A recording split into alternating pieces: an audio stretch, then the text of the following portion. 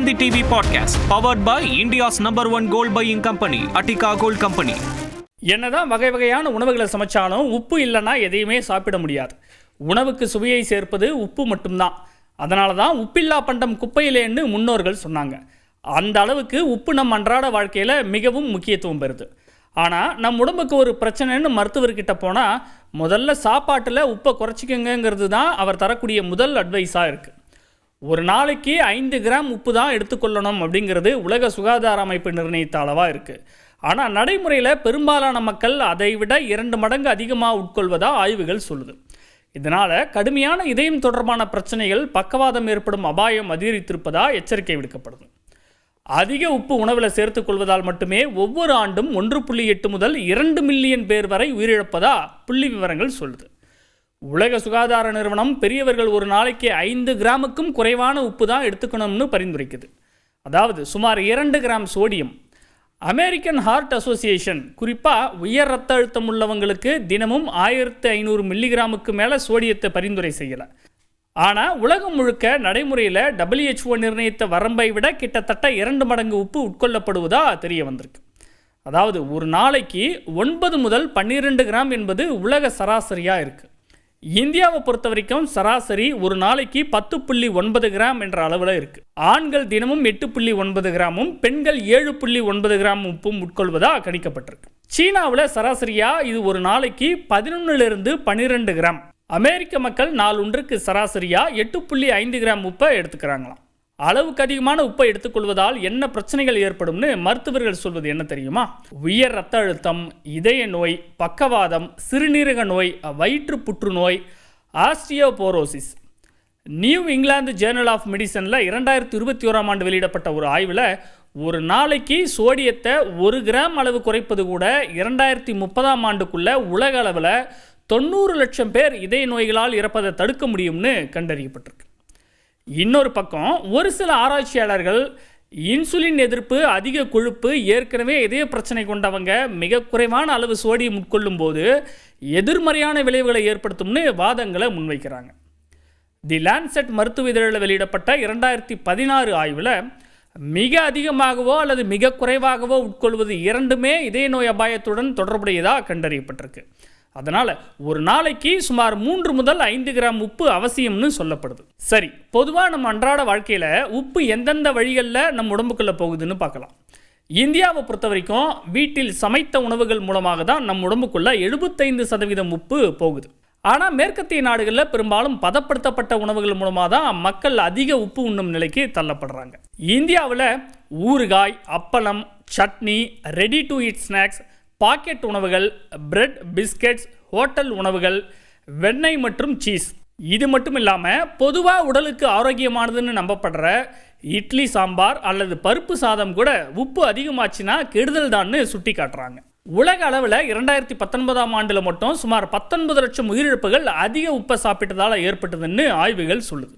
அதாவது dietary risk ஃபேக்டரில் 7வது இடத்துல உப்பு இருப்பதாக தரவரிசைப்படுத்தப்பட்டிருக்கு. ஜிபிடின்னு அழைக்கப்படக்கூடிய குளோபல் பர்டன் ஆஃப் டிசீஸ் ஆய்வு அதிக சோடியம் உட்கொள்வதே இதய நோய் தொடர்பான இறப்புக்கு முக்கிய காரணமாக இருப்பதாக மேற்கோள் காட்டுது. இந்தியாவில் அதிக உப்பு உட்கொள்வதால் உயர் ரத்த அழுத்தம், இதய நோய் பாதித்து ஆண்டுதோறும் 1,50,000க்கும் அதிகமானவர்கள் உயிரிழப்பதாக ICMRோட 2017 ஆய்வில் தெரிய வந்திருக்கு. 2021 வெளியிடப்பட்ட ரிசால்வ் டு சேவ் லைவ்ஸ் என்ற அறிக்கையில் இந்தியாவில் மக்கள் 30% வரைக்கும் உப்பை குறைத்துக் கொள்வதன் மூலமாக 2030 ஆண்டுக்குள்ளே 4 லட்சம் பேரை காப்பாற்ற முடியும்னு சொல்லுது. சரி, ஒரு நாளைக்கு கரெக்டான அளவு உப்பை தான் நாம் சாப்பிட்றோமா அப்படிங்கிறத எப்படி கண்டுபிடிக்கிறது? சிம்பிளான ஃபார்முலா தான். ஒரு நாளைக்கு 1 டீஸ்பூனுக்கும் குறைவான உப்பை மட்டுமே உணவில் சமைக்கும் போது சேர்க்கணுமாம். அதுதான் 5 கிராம். உப்புக்கு பதிலாக சுவையை கூட்ட எலுமிச்சை சாறு, மூலிகைகள், மசாலா பொருட்களை பயன்படுத்த பரிந்துரைக்கப்படுது. பதப்படுத்தப்பட்ட உணவுகள், ஹோட்டல் உணவுகள் உட்கொள்வதை குறைத்துக் கொள்வது சிறந்தது. கடையில் பேக்கிங் செய்யப்பட்ட உணவுப் பொருட்களை வாங்கும்போது அதில் குறைந்த அளவு சோடியம் இருக்கும் உணவுகளை தேர்ந்தெடுக்கணுமா. கடையில் விற்பனை செய்யப்படக்கூடிய கெட்சப், சோயா சாஸ், சட்னிகள் வாங்கும்போது மிகவும் எச்சரிக்கையாக இருக்கணும்னு அறிவுறுத்தப்படுது. இதில் எல்லாம் அதிக உப்பு சேர்க்கப்பட்டிருக்குமா. எந்த வகை உப்பை பயன்படுத்தினா சிறந்ததுன்னு பல ஹெல்த் டிப்ஸ் இன்னைக்கு உலா வருது. Pink salt, sea salt, rock salt, black சால்ட்னு பேர் வெவ்வேறு விதமாக இருந்தாலும் ஏறக்குறைய எல்லாத்துலேயுமே சோடியத்தோட அளவு என்னமோ ஒன்றுதான்னு வல்லுநர்கள் சுட்டி காட்டுறாங்க. உலகம் முழுக்க 100 கோடிக்கும் அதிகமான மக்கள் உயர் ரத்த அழுத்தத்தால் பாதிக்கப்பட்டிருக்காங்களாம். உப்போட அளவை குறைச்சிக்கிட்டா இதை தடுக்கவும் சிகிச்சை அளிக்கவும் முடியும்னு சொல்லப்படுது. அதிக அளவிலான உப்பை உட்கொள்ளும் போது உங்கள் உடல் முதலில் செய்வது அந்த உப்பை கரைக்கும் வேலையை தான். அதனால் இரத்த அழுத்தம் அதிகரிக்கும், மோசமான விளைவை இது ஏற்படுத்தும். உதாரணத்துக்கு இரத்த நாளங்கள் பலவீனமாக இருந்ததுன்னா மூளையில் அவை வெடித்து பக்கவாதம் ஏற்படக்கூடும்னு எச்சரிக்கப்படுது. எனவே உப்பு அவசியம், ஆனால் அது சரியான அளவில் மட்டுமே இருக்கணும். ஆனால் இன்றைக்கி பெரும்பாலான மக்கள் தங்களை அறியாமலேயே அதிகமாக உப்பை உட்கொள்வதாக சுட்டி காட்டப்பட்டிருக்கு. குறிப்பாக உயர் இரத்த அழுத்தம் உள்ளவர்களுக்கு குறைவான அளவு மிக மிக முக்கியமானது. ஆரோக்கியமான நபர்களுக்கு ஒரு நாளைக்கு 5 கிராமுக்கும் குறைவான உப்பு உட்கொள்வதே பாதுகாப்பானதுன்னு பரிந்துரைக்கப்படுது. அதே நேரம் உப்பு விஷயத்தில் மருத்துவரோட ஆலோசனை இல்லாமல் தேவையில்லாமல் கடுமையான கட்டுப்பாடுகளை சுயமாக பின்பற்ற தேவையில்லை என்பதே மருத்துவ வல்லுநர்களோட எச்சரிக்கையாகவும் இருக்குது. Thanthi TV podcast powered by India's number 1 gold buying company Attica gold company. அதிமுக்கிய விவரங்களை அனைவருக்கும் புரிய வைக்கும் பாட்காஸ்ட். உலக அதிகம் தவிர்க்க முடியாத முதல் மக்கள் வளைகுடா நாடுகள் பிரான்சிஸுக்கு பிரியா சம்பவங்களை தேடி களத்திற்கே உங்களை அழைத்துச் செல்லும் ஸ்பாட்லைட். அங்க இருக்கக்கூடிய கள விவரங்கள் என்ன? அமலாக்கத்துறை கடந்த 5 வருஷமாவே சார் எனக்கு ரொம்ப பிடிக்கும் அவர் வர்றதுக்காக எங்களுடைய நியாயமான கோரிக்கை. Even at the cost of stopping. பார்வையாளர்களையும் செய்திக்குள் பங்கெடுக்கச் செய்யும் மக்கள் குரல். 50 ரூபாய் எங்களுக்கு தண்ணிக்கு ஒரு தீர்வே இல்லைங்க. 10 வருஷமா எங்களுக்கு சரியான ஒரு விடிவு கிடைக்கவில்லை. 60,000 ஏக்கருக்கு தான் கேட்கிறோம், பிச்சை கேட்கறாங்க.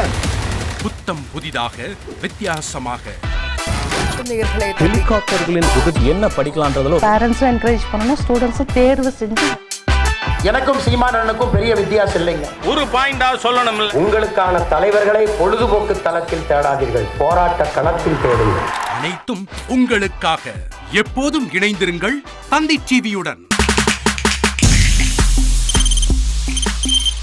தவிர்க்க முடியாத தம்ப்நெயில்ஸ், கலக்கலான கண்டென்ட்ஸ், சினிமாவும் சீரியஸ் பிரச்சனைகளும், பல வருடங்கள் இடைவெளி கலகலப்பும் கைகலப்பும். Me too, love you. Thank you so much. Mass ஏத்துறது ஏற்ற தெரிக்குதுனாலே டன்னு தான். பிரேக்கே இல்லாமல் பிரேக்கிங் நியூஸ் சொல்லும் தந்தி டிவி ஆப்.